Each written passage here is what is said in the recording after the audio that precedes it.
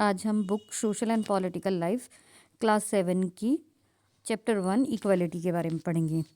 Equality in Indian constitution या Indian democracy में क्या समानताएं हैं उसके बारे में आज हम पढ़ेंगे। भारतीय संविधान सभी व्यक्तियों को समान मानता है। इसका अर्थ है कि देश में सभी जाति, धर्म, जनजाति, शैक्षिक और आर्थिक पृष्ठभूमि के पुरुष और महिलाएं सहित प्रत्येक व्यक्ति को समान माना जाता है। लोकतंत्र भारत में सभी व्यक्तियों की समानता के सिद्धांत को मान्यता प्रदान करता है। पहले भेदभाव और दुर्व्यवहार से लोगों की रक्षा के लिए कोई कानून नहीं था, लेकिन अब ऐसे कई कानून हैं जो यह सुनिश्चित करते हैं कि लोगों के साथ गरिमापूर्ण और समान व्यवहार किया जाए। समानता की इस मान्यता में संविधान के कुछ प्रावधान शामिल है। पहला, प्रत्येक व्यक्ति कानून के समक्ष समान है। इसका अर्थ यह है कि देश के राष्ट्रपति से लेकर घरेलू कामकाज तक प्रत्येक व्यक्ति को समान कानूनों का पालन करना पड़ेगा। दूसरा, किसी भी व्यक्ति के साथ उसके धर्म, जाति, नस्ल, जन्म के स्थान, स्त्री पुरुष होने के आधार पर भेदभाव नहीं किया जाएगा। तीसरा, प्रत्येक व्यक्ति को खेल के मैदानों, होटलों, दुकानों, बाजारों सहित सार्वजनिक स्थलों तक पहुंच प्राप्त है और सभी व्यक्ति सार्वजनिक रूप से उपलब्ध कुओं, सड़कों, स्नान घाटों का उपयोग कर सकते हैं। चौथा है, अस्पृश्यता को समाप्त कर दिया गया है।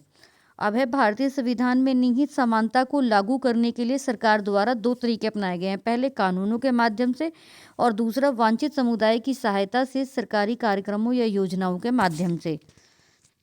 भारत में कई कानून हैं जो प्रत्येक व्यक्ति के समान व्यवहार के अधिकार की रक्षा करते हैं। कानूनों के अलावा सरकार ने उन समुदाय और व्यक्तियों के जीवन स्तर को बेहतर बनाने के लिए कई योजनाएं भी शुरू की हैं जिनके साथ सदियों से असमान व्यवहार किया जाता रहा है, और इन योजनाओं का उद्देश्य उन लोगों को अधिक अवसर प्रदान करना है जिन्हें अतीत में ये अवसर नहीं मिले हैं। मध्याह्न भोजन योजना यानी मिड डे मील जो योजना है, यह योजना सरकारी विद्यालयों में बच्चों को पका हुआ दोपहर का भोजन उपलब्ध कराने के लिए शुरू की गई थी। सबसे पहले तमिलनाडु राज्य में की गई थी इस योजना की शुरुआत। 2001 में सर्वोच्च न्यायालय ने सभी राज्य सरकारों को 6 महीने के भीतर अपने विद्यालयों में यह कार्यक्रम शुरू करने का निर्देश दिया था। इस कार्यक्रम के कई सकारात्मक प्रभाव हुए। सकारात्मक प्रभाव क्या हुए?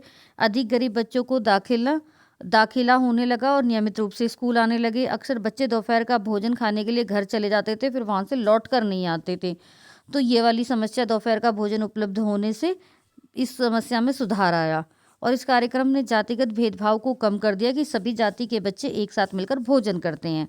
दोपहर के भोजन कार्यक्रम का उन गरीब बच्चों की भूख को कम करने में मदद की जो अक्सर स्कूल आते हैं और खाली पेट होने के कारण ध्यान केंद्रित नहीं कर पाते थे, फोकस के साथ नहीं पढ़ पाते थे। एक लोकतांत्रिक समाज में समानता स्थापित करना एक निरंतर संघर्ष रहा है जिसमें भारत के व्यक्ति और समुदाय योगदान देते हैं। अन्य लोकतांत्रिक व्यवस्थाओं में समानता के मुद्दे। भारत ही एकमात्र ऐसा लोकतांत्रिक देश है जहां असमानता और समानता के लिए संघर्ष जारी है।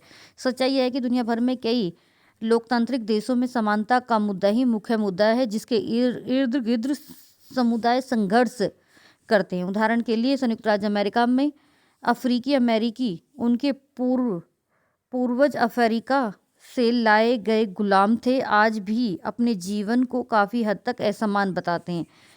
यह इस तथ्य के बावजूद है कि 1950 के दशक के उत्तरार्ध में अफ्रीकी अमेरिकियों के लिए समान अधिकारों की मांग को लेकर आंदोलन चला था। संयुक्त राज्य अमेरिका में अमेरिकी अफ्रीकी के साथ बेहद असमान व्यवहार किया जाता था और कानून के माध्यम से उन्हें समानता से वंचित रखा जाता था।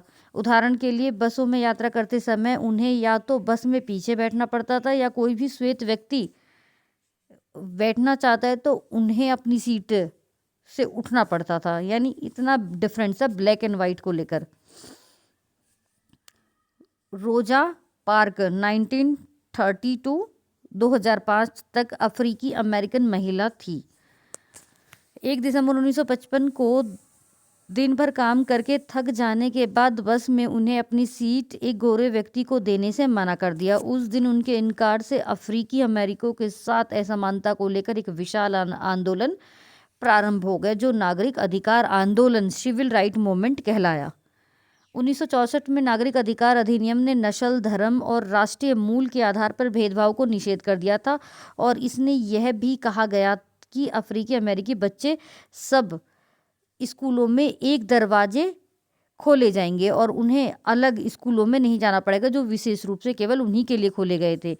इतना होने के बावजूद भी अधिकांश अफ्रीकी अमेरिकी गरीब हैं और अधिकतर अफ्रीकी अमेरिकन बच्चे केवल ऐसे सरकारी स्कूलों में प्रवेश करने लेने के ही सामर्थ्य रखते हैं जहां कम सुविधाएं और कम योग्यता वाले शिक्षक हैं, जबकि गोरे निजी विद्यालयों में जाते हैं या उन क्षेत्रों में रहते हैं जहां के सरकारी स्कूलों का स्तर निजी स्कूलों जैसा ही ऊंचा है। लोकतंत्र की चुनौतियां। किसी भी देश को पूर्णतः लोकतांत्रिक नहीं कहा जा सकता। ऐसे समुदाय और व्यक्ति हमेशा मौजूद रहते हैं जो लोकतंत्र की अवधारणाओं का विस्तार करने और मौजूदा और नए मुद्दों पर समानता को अधिक मान्यता दिलाने का प्रयास करते हैं। इनका मूल आधार सभी व्यक्तियों को समान मान्यता दिलाने और उनकी गरिमा को बनाए रखने का संघर्ष है।